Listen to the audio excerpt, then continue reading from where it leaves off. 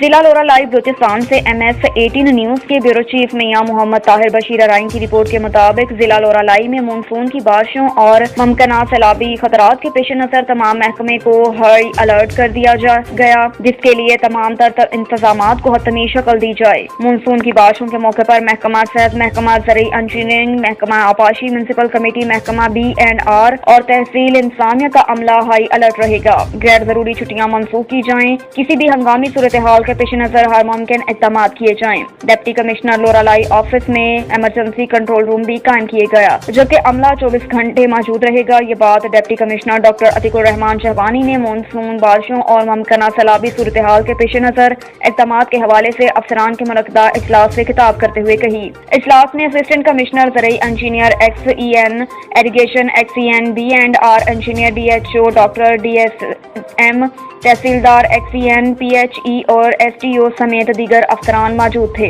Deputy commissioner لورا لائی doctor Atiq الرحمان شہبانی نے کہا کہ کوئٹہ، لورا لائی اور لورا رائی پنجاب شاہراہ پر پلوں کی صفائی کروائی جائے تاکہ پانی کی روانگی ممکن ہو۔ تمام ذیلی شاخوں کے گیٹس کو بھی مکمل بحال رکھا جائے تاکہ حفاظتی طور پر آنے والی بارشوں اور سیلابی پانی کو مختلف ذیلی شاخوں میں تقسیم کر کے پانی کے دباؤ کو کم کیا جائے۔